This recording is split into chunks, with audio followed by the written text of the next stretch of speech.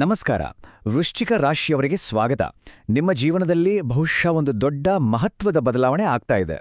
ಹೌದು, ಇಷ್ಟು ದಿನ ಅನುಭವಿಸಿದ ನೋವುಗಳೆಲ್ಲ ಇದೀಗ ಒಂದು ಹೊಸ ಶಕ್ತಿಯಾಗಿ ಬದಲಾಗೋ ಸಮಯ ಬಂದಿದೆ. ಹಾಗಿದ್ರೆ ಬನ್ನಿ, ಈ ಅದ್ಭುತ ಪಯಣವನ್ನ ನಾವು ಹಂತ ಹಂತವಾಗಿ ನೋಡೋಣ.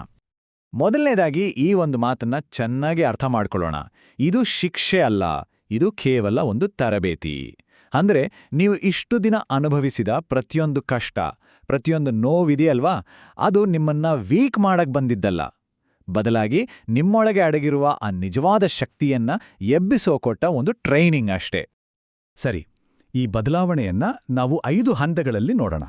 ಮೊದಲಿಗೆ ನೋವು ಹೇಗೆ ಶಕ್ತಿಯಾಗತ್ತೆ ಅಂತ, ಆಮೇಲೆ ಒಂದು ಹೊಸ ಧ್ವನಿ ಹೇಗೆ ಹುಟ್ಕೊಳ್ಳುತ್ತೆ ಅನ್ನೋದು, ನಂತರ ನಮ್ಮ ಒಳಗಿರುವ ಅಡೆತಡೆಗಳನ್ನ ದಾಟೋದು ಹೇಗೆ, ಜೀವನದ ಬೇರೆ ಬೇರೆ ಕ್ಷೇತ್ರಗಳಿಗೆ ಕೆಲವೊಂದು ಗೈಡೆನ್ಸ್, ಮತ್ತೆ ಕೊನೆಯದಾಗಿ ನಿಮ್ಮ ಟ್ರಾನ್ಸ್ಫಾರ್ಮೇಷನ್ ಈಗಲೇ ಶುರುವಾಗೋದು ಹೇಗೆ ಅಂತ ನೋಡೋಣ. ಮೊದಲನೇ ಭಾಗ ನೋಡಿ, ನಿಮ್ಮ ನೋವೇ ನಿಮ್ಮ ಪವರ್. ಒಂದು ಒಳ್ಳೆ ಭವಿಷ್ಯವನ್ನ ಕಟ್ಟಬೇಕು ಅಂದ್ರೆ ಮೊದಲು ನಮ್ಮ ಭೂತಕಾಲವನ್ನ ನಾವು ಒಪ್ಕೊಳ್ಳೇಬೇಕು ಅಲ್ವಾ? ನೀವು ಪಟ್ಟ ಕಷ್ಟಗಳನ್ನ ಅರ್ಥ ಮಾಡ್ಕೊಂಡ್ರೆ ಸಾಕು, ಅದೇ ನೀವು ಸ್ಟ್ರಾಂಗ್ ಆಗೋಕೆ ಇಡೋ ಮೊದಲ ಹೆಜ್ಜೆ. ಯಾರನ್ನ ಅತಿಯಾಗಿ ನಂಬಿದ್ರೋ, ಬಹುಶಃ ಅವರಿಂದಲೇ ದೊಡ್ಡ ದ್ರೋಹ ಆಗಿರ್ಬೋದು. ಆ ನಂಬಿಕೆ ಹುಡಿಯಾದಾಗ ಆಗೋ ನೋವಿದೆಯಲ್ಲ, ಆ ನಿರಾಶೆ, ಅದು ಮನಸ್ಸಿಗೆ ತುಂಬಾನೇ ಆಳವಾದ ಗಾಯ ಮಾಡಿದೆ. ಇನ್ನು ಕೆಲಸದ ಜಾಗದಲ್ಲಿ ಎಷ್ಟು ಕಷ್ಟಪಟ್ರೂ ಅದಕ್ಕೊಂದು ಬೆಲೆ ಸಿಗ್ಲಿಲ್ಲ, ಅನ್ಯಾಯವನ್ನ ಎದುರಿಸಿದ್ರಿ. ಅಯ್ಯೋ, ನನ್ನ ಶ್ರಮವನ್ನ ಯಾರೂ ನೋಡ್ತಾನೇ ಇಲ್ವಲ್ಲ ಅನ್ನೋ ಒಂದು ಭಾವನೆ ನಿಮ್ಮನ್ನ ಒಳಗಿಂದೊಳಗೆ ಕುಗ್ಗಿಸಿ ಹಾಕಿತ್ತು. ಹಣಕಾಸಿನ ಸಮಸ್ಯೆಗಳು, ಅದು ಪದೇ ಪದೇ ಕಾಡಿದೆ. ಖರ್ಚು ಜಾಸ್ತಿಯಾಗಿ ಕಂಟ್ರೋಲ್ ತಪ್ಪಿ ಹೋಗಿ, ಕೆಲವೊಮ್ಮೆ ಹಣದ ವಿಚಾರದಲ್ಲಿ ಅವಮಾನ ಕೂಡ ಆಗಿರ್ಬೋದು. ಇದೆಲ್ಲ ಮನಸ್ಸಿನ ಮೇಲೆ ಎಂಥ ಪ್ರೆಷರ್ ಹಾಕಿರುಕ್ಕಲ್ವಾ? 100 ಜನರ ಮಧ್ಯೆ ಇದ್ರೂ ಒಂಟಿತನ, ನನ್ನನ್ನ ಯಾರೂ ಅರ್ಥನೇ ಮಾಡ್ಕೊಳ್ತಿಲ್ಲ ಅನ್ನೋ ಒಂದು ಫೀಲಿಂಗ್, ಅದು ನಿಮ್ಮನ್ನ ಸದಾ ಕಾಡಿದ್ಯಾ? ಹಾಗಿದ್ರೆ ಇಲ್ಲಿ ನಾವು ಮಾಡ್ಬೇಕಿರೋದೇನ್ ಗೊತ್ತಾ?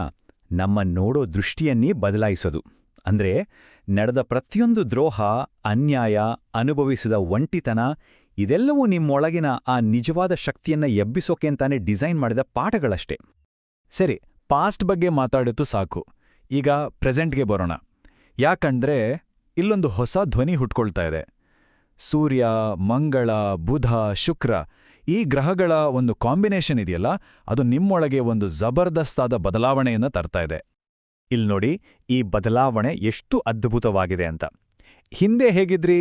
ಸೈಲೆಂಟ್ ಆಗಿ, ಕಾನ್ಫಿಡೆನ್ಸ್ ಇಲ್ದೆ, ಯಾರ ಜೊತೆ ಹೆಚ್ಚು ಬೆರೆಯದೇ ಇದ್ದವರು. ಈಗ ನೋಡಿ, ಧೈರ್ಯವಾಗಿ ಮಾತಾಡೋದು, ಡಿಸಿಷನ್ ತಗೊಳ್ಳೋದು, ಹೊಸಬರ್ನ ಖುಷಿಯಿಂದ ಭೇಟಿ ಮಾಡೋದು, ಹೀಗೆ ಬದಲಾಗ್ತಾ ಇದ್ದೀರಿ. ಅಂದ್ರೆ ನಿಮ್ಮಲ್ಲೀಗ ಹೊಸ ಹೊಸ ಶಕ್ತಿಗಳು ಎಚ್ಚರಗೊಳ್ತಿವೆ. ಯಾವ್ತರ ಅಂದ್ರೆ, ಸಮಸ್ಯೆ ಬಂದ್ರೆ ನೇರವಾಗಿ ಫೇಸ್ ಮಾಡೋ ಧೈರ್ಯ, ನಿರ್ಧಾರಗಳನ್ನ ಕ್ಲಿಯರಾಗಿ ತಗೊಳ್ಳೋ ಕೆಪಾಸಿಟಿ, ಮಾತಾಡ್ಬೇಕಾದ್ರೆ ಒಂದು ಕಾನ್ಫಿಡೆನ್ಸ್, ಜೊತೆಗೆ ಹೊಸ ಹೊಸ ಜನರನ್ನ ಭೇಟಿಯಾಗೋಕೆ ಒಂದು ಆಸಕ್ತಿ, ಮತ್ತೆ ಅಣ್ಣ ತಮ್ಮಂದ್ರ ಜೊತೆ ಸಂಬಂಧ ಇನ್ನೂ ಗಟ್ಟಿಯಾಗುತ್ತೆ. ಆದ್ರೆ ಹೊಸ ಶಕ್ತಿ ಬಂತು ಅಂತ ಎಲ್ಲವೂ ಸುಲಭ ಆಗಲ್ಲ. ನಮ್ಮೊಳಗೆ ಇರೋ ಕೆಲವು ಅಡೆತಡೆಗಳನ್ನ ನಾವು ದಾಟಬೇಕಾಗತ್ತೆ. ಇಲ್ಲಿ ಗುರು, ಶನಿ, ರಾಹು, ಕೇತು ಗ್ರಹಗಳು ನಮಗೆ ತಾಳ್ಮೆ ಮತ್ತೆ ಜ್ಞಾನದ ಪಾಠಗಳನ್ನ ಹೇಳ್ಕೊಡ್ತಾ ಇವೆ. ಈ ಚಾರ್ಟ್ ಗಮನಿಸಿ, ಪ್ರತಿಯೊಂದು ಗ್ರಹವು ಒಂದೊಂದು ಪಾಠ ಹೇಳುತ್ತೆ. ಗುರುಗ್ರಹ ಹೇಳ್ತಿದೆ ಆರೋಗ್ಯದ ಬಗ್ಗೆ ಎಚ್ಚರ ಇರ್ಲಿ, ಅನಿರೀಕ್ಷಿತ ಖರ್ಚುಗಳ ಬಗ್ಗೆ ಪ್ಲಾನ್ ಮಾಡ್ಕೋ ಅಂತ. ಶನಿ ಹೇಳ್ತಿದೆ ಪ್ರೀತಿ, ಮಕ್ಕಳು, ಕ್ರಿಯೇಟಿವಿಟಿ ವಿಚಾರದಲ್ಲಿ ತಾಳ್ಮೆ ಇರ್ಲಿ, ವಿನಯ ಇರ್ಲಿ ಅಂತ. ರಾಹು ಕೌಟುಂಬಿಕ ಜೀವನದಲ್ಲಿ ಶಾಂತಿ, ಸ್ಥಿರತೆ ಬೇಕು ಅಂತ ನೆನಪಿಸುತ್ತೆ. ಇನ್ನು ಕೇತು ಹೊರಗಿನ ಜನ ಹೊಗಳೋದಕ್ಕಿಂತ ನಿಮ್ಮೊಳಗಿನ ಸಮಾಧಾನ ಮುಖ್ಯ ಅಂತ ಪಾಠ ಕಲಿಸುತ್ತೆ. ಮತ್ತೊಮ್ಮೆ ಹೇಳ್ತೀನಿ, ಚೆನ್ನಾಗಿ ನೆನ್ಪಿಟ್ಕೊಳ್ಳಿ, ಈ ಚಾಲೆಂಜ್ಗಳು ನಿಮ್ಮನ್ನ ಸೋಲ್ಸೋಕ್ ಬಂದಿಲ್ಲ, ಖಂಡಿತವಾಗಿಯೂ ಇಲ್ಲ. ಬದಲಿಗೆ ನಿಮ್ಮ ತಾಳ್ಮೆಯನ್ನ ಟೆಸ್ಟ್ ಮಾಡಿ ನಿಮ್ಮ ಮನಸ್ಸನ್ನ ಇನ್ನೂ ಸ್ಟ್ರಾಂಗ್ ಮಾಡೋಕ್ ಬಂದಿವೆ. ಇದೆಲ್ಲ ಅದೇ ಟ್ರೈನಿಂಗಿನ ಒಂದು ಭಾಗ. ಸರಿ, ಹಾಗಿದ್ರೆ ಮುಂದೆ ದಾರಿ ಹೇಗಿದೆ? ಅದಕ್ಕೆ ಬೇಕಾದ ಕೆಲವು ಸ್ಪೆಸಿಫಿಕ್ ಸಲಹೆಗಳನ್ನು ನೋಡೋಣ. ಬೇರೆ ಬೇರೆ ವೃತ್ತಿ, ಬೇರೆ ಬೇರೆ ಜೀವನದ ಸನ್ನಿವೇಶಗಳಿಗೆ ತಕ್ಕಂತೆ ಕೆಲವು ಮಾರ್ಗದರ್ಶನಗಳು. ರಾಜಕೀಯದಲ್ಲಿರೋರ್ಗೆ ನಿಮ್ಮ ಮಾತಲ್ಲಿ ಅಪಾರ ಶಕ್ತಿ ಇದೆ, ಅದನ್ನ ಕೋಪದಿಂದಲ್ಲ, ಯೋಚನೆ ಮಾಡಿ ಬಳಸಿ. ರಿಯಲ್ ಎಸ್ಟೇಟ್ನಲ್ಲಿರೋರ್ಗೆ ತಾಳ್ಮೆ ತುಂಬಾ ಮುಖ್ಯ, ದೊಡ್ಡ ದೊಡ್ಡ ಡೀಲ್ಗಳಿಗೆ ಆತುರ ಬೇಡ, ಸದ್ಯಕ್ಕೆ ಕೈಯಲ್ಲಿರೋ ಕೆಲಸ ಮುಗಿಸೋದ್ರ ಕಡೆ ಗಮನ ಇರಲಿ. ಕಾರ್ಮಿಕರಿಗೆ ನಿಮ್ಮ ಸ್ವಾಭಿಮಾನ ವಾಪಸ್ ಬರ್ತಾ ಇದೆ, ನಿಮ್ಮ ಹಕ್ಕುಗಳಿಗಾಗಿ ಪ್ರಾಮಾಣಿಕವಾಗಿ ಧ್ವನಿ ಎತ್ತಿ.